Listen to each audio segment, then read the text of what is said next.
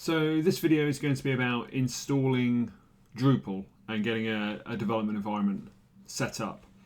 There are a couple of things I'm going to cover here. I'm not just going to cover the installation of Drupal. I'm going to show you how I have set it up on my machine, how I'm setting up a development environment on my machine. I'm using a little funky thing called Phansible to basically generate a Vagrant. Well, I guess so. I'm using a number of things. I'm using Vagrant. I'm using Ansible, and then I'm using something called Phansible, which basically pulls together Vagrant Ansible for a PHP development setup. So it's got a funky little thing to kind of generate configs for you. There are multiple ways of having a development environment set up on your local machine. You could just set it up if you're running a Mac or you're running Linux. You can just have Apache and PHP running locally there. You can have a VM set up and have your development environment set up there. You can use that other funky thing whose name I forget. Docker for if your system supports containers, then that's a particularly kind of good way of doing it. On the Macs don't support containers, but you can run basically a VM that allows you to do that, so you can use Docker.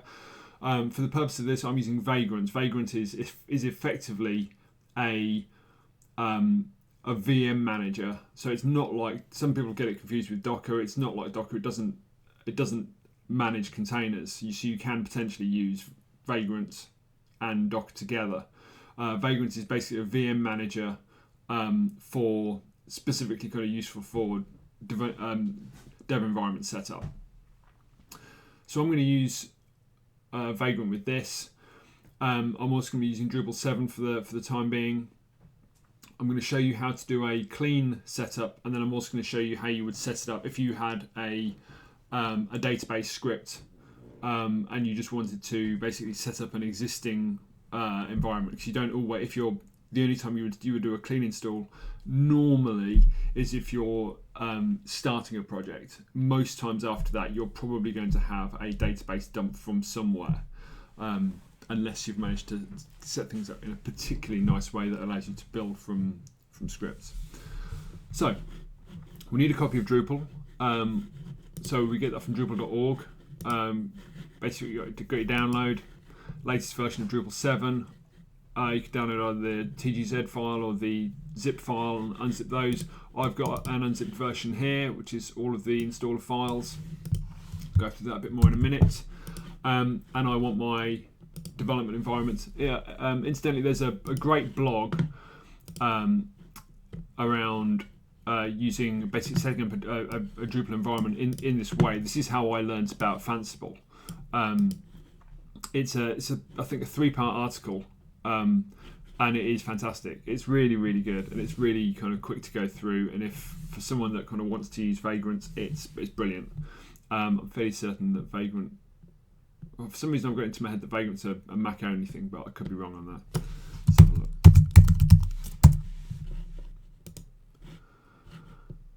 What is it? Vagrant downloads. So what are the downloads for Vagrant? Oh no, so Vagrant will work on pretty much anything. So you can use Vagrant. Anyway, so we'll go to Phansible. I'm going to set this up. Let's just go back to the beginning on that. So I'm going to change the host name on that to something which describes what I'm doing. So I'm going to call it Drupal test. I'm going to change the IP because I don't want it to conflict with other stuff that I have set up. Everything else is fine. I do want to have Vim on there. I do want to have Git on there, and I'd like to have. In fact, Drush doesn't have Drush there as a package, but that's fine. So we basically set up default options for Vagrant. We specify whatever additional server packages we want on there. We can tell it how we want the web server set up. I'm just going to go with Apache just because it's nice and simple, and I'm going to tell it the document root is going to be Vagrant www. Vagrant is actually our that's basically where all of our stuff will be. So having something else after that just gives us a subfolder to kind of work within. The server name, I don't think is not massively important at this point in time. Languages, PHP. You've got the hip hop VM version of that if you're, particularly cool and down with the kids. I'm just going to go with the normal version. 5.6. We do want PHP 5 GD, and I do also want PHP 5 MySQL. I don't need a database. Some people can install a database. Oh yeah, you can install a database server if you want to. I don't, on the basis that I want to be able, because Drupal, I don't want to be kind of dropping the database and recreating the database all the time, because fine with the Drupal setup, that's the database is something that you can't just build it from scratch. There's too much kind of config and stuff in there, so you'll need to kind of keep a copy of the database. So I'm actually running a local copy of MySQL on my Mac. So from system preferences, we can see I actually do have a MySQL server running here, and I will use that, and I'll connect my development VM that I'm going to set up using Vagrant. I will connect that to my local running MySQL server. So even if I destroy that VM, doesn't matter, my database is still intact, and I can recreate the VM, destroy it, recreate it, destroy it. Doesn't matter. The database is still intact. So not going to use MySQL. Don't need any of this other stuff. That's all fine. Generate that. That creates a download file for me, which if I just unzip that folder and bring that across to my desktop, you can see that here. I'll just rename that to Drupal test. If I've got a terminal window here, I can go into Drupal test. Here, I'll open Sublime at that folder, so we can see just folders here, files and folders here. We've got a Vagrant file, we've got an Ansible folder with a load of stuff in there. Ansible, in case you're not aware, is a kind of server configuration management system similar to Puppet and Chef. Ansible, I believe, is the new kind of cool kid on the block. So in here we've got all the Ansible configuration, which tells the server how it should be configured, and we've got our Vagrant file, which is the kind of starting point for all of this. So Vagrant just goes through and does basic setup and gets everything, gets the server running, and then it calls all the Ansible stuff, and the Ansible stuff basically runs through a playbook and tells it to use basically all the variables that it gets from here to set up these roles. So it sets up a basic server, it's a Vagrant local role, it's Apache, it's got PHP and all good stuff like that. If I look at the variables, we can see here that we've got server variables, which includes the packages that we set up. It's got the settings that we gave it, and it's got the doc root that we provided, and it's also got the additional PHP packages that we specified. I'm just going to add to the end of here Drush, because I think we can do that, and I think it'll work. So we'll add that in there. And I've installed the Vagrant Mac app, and I've also installed the where is this stuff? I think there is a Ansible OSX. Come on, where is it? Just take me to it. Find me this thing, please. Installation. Come on. Installation. Let's release on Mac OS X. Yes, so we can do a pip install. You can do this kind of great sort of sudo easy install pip and sudo pip install Ansible, and you can kind of get everything all installed that way. So I've installed Ansible on the Mac, I've installed Vagrant on the Mac, and Vagrant also uses VirtualBox, so we've got that installed as well. VirtualBox. So I've got that installed. So VirtualBox, Ansible, Vagrant, they're all there. So now, being in this folder, because there is a Vagrant file there, I can just type Vagrant up.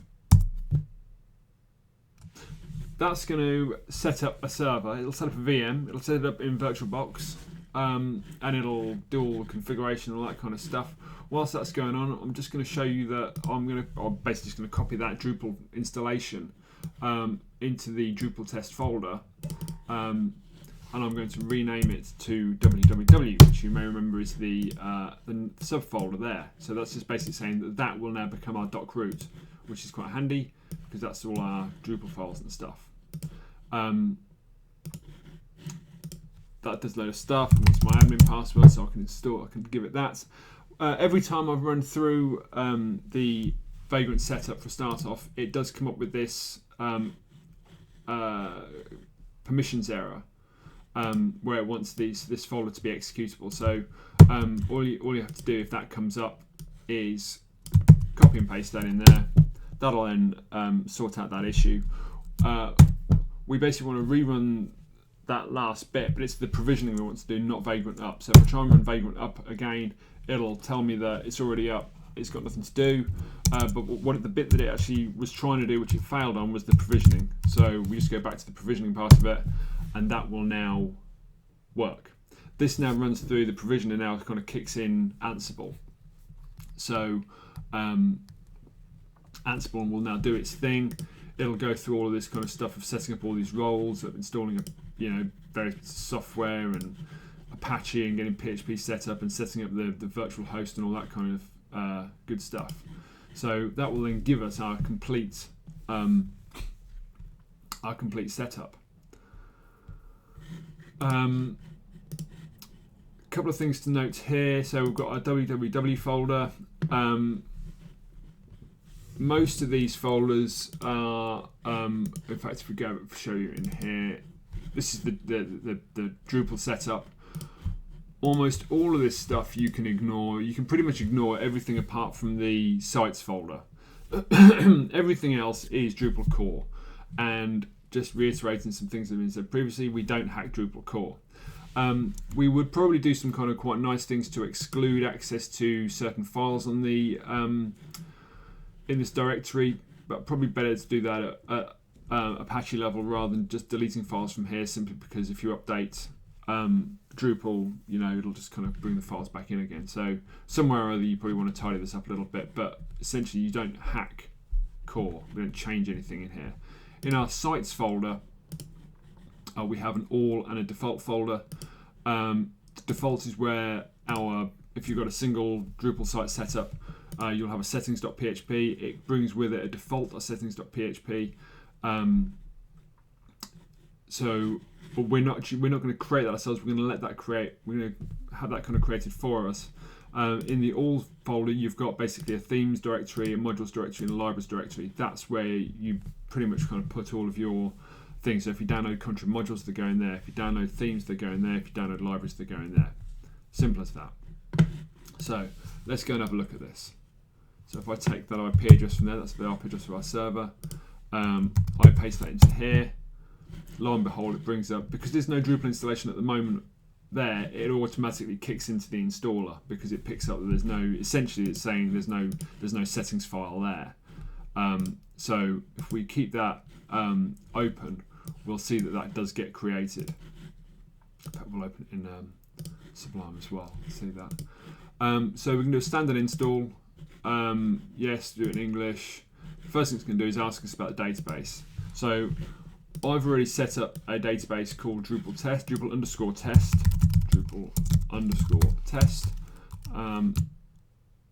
Database username is actually, I've got a local account in there, so I'll just add that information in there. But I do need to change the host because it's not running on localhost, and I need to know what IP address to give it. And I don't know what the IP address is, but I can find that out easily. Vagrant brings with it a few tools, one of which is the ability to SSH into the box just by typing Vagrant SSH. One of the beauties of that, for this particular purpose, is it tells me where I've logged in from. That's the IP address that I need. That's what the server thinks the IP address of my machine is. Note that is not the IP address that my machine appears to the kind of wider network. That's the IP address that it appears to my server. So that's the IP address I put in there. If I put that IP address in, save and continue, that should hopefully work. It verifies that, does the installation. So where we had an empty database before, that's just installed a load of stuff there. I can refresh that. Lo and behold, I've now got a complete Drupal database installation. I can go through here, add in my details here, just add in my name there, I've put in a really basic password for the moment. Server settings, country, I'm going to set that to UK. Time zone is fine. Automatic receive updates, notifications, excellent. Save and continue. That's done. Visit your new site. Jobs are good. And we're already logged in, and it's there. So we can go and look at that's the front of the site. We can go and see all the content if we want to. We can add content. We can add an article and do all that kind of stuff. So we can basically do anything we want to there. We can see what modules are installed just here. This is basically all the core modules which are available to us, and all the ones that are ticked are enabled. The ones that aren't ticked are disabled. The ones that are ticked but grayed out are a dependency for other enabled modules, so you can't basically disable them until you've disabled modules on which they're dependent. So that's it. There's your Drupal installation. The last thing I wanted to show you how to do is how to basically do a Drupal installation from an existing database or an existing setup. So for that I need a database dump, so I'm just simply going to dump this database. So let me just cancel that, refresh that list, let's do that export. Note I'm using something called SQL Pro as my database manager. So I've done the export of the database, which we have here. So I'm going to delete everything from that database. Delete tables, delete. So I now have an empty database. When we went through the installation with Drupal, we had it went and created the settings.php file. So we only had default.settings.php before, but going through the install process, it created settings.php. And we can see, if I look in the www sites default settings.php file, we can see that file created. There's lots of comments in here telling you about how to set up different configurations. And then if we see kind of lower down, it's basically the key part that is put in there is our database configuration. It does create I'm guessing it probably does that kind of randomly. Yeah, but that's essentially what it's setting up. Everything else is pretty much kind of stock stuff. So what I'm going to do is I'm just going to come down to the database settings, and I'm going to copy those to the clipboard, and I'm then going to delete that file. So I'm going to delete that. So now we only have. I don't know what I just did, but that was supposed to delete that file. No, it didn't. It's not deleting it. Why is it not deleting it? Well, whatever. So look. Delete. Aha! It's because I didn't have permission to delete it. Right. So deleted that file. So we've just got default.settings.php. If I go back to here, it'll ask me if I want to install it again because it can't find a settings.php file. So it wants to know that's there. So if I was checking this out, if let's say for example someone had given me, or I'd checked out a Git repository for a Drupal site, and I wanted to get it set up, what do I need to do? I need to create my own settings file. So the first thing I need to do is create that settings.php file. I wonder actually if it's going to let me edit this file now. We'll save that. So now I'm just basically adding my database configuration there, so database, username, password, all that kind of stuff. We'll save that. Let's just open that up again and see whether it actually did save it. Yes, it has saved it. Great. But we'll notice if we come back to here, it'll probably complain about something and go crazy because no, it doesn't like it, so there's no database there. So I'm going to import the database. So if I was setting this up and I'd got a Git repository, I'd got config, and someone said here's the database dump. I import that database, refresh the page, lo and behold, there you go, I'm logged in. So 2 ways of setting up a Drupal site. One, doing it through the installer. The second one, by creating your settings.php and importing a database. And that's it. That's how you set up Drupal on a dev environment.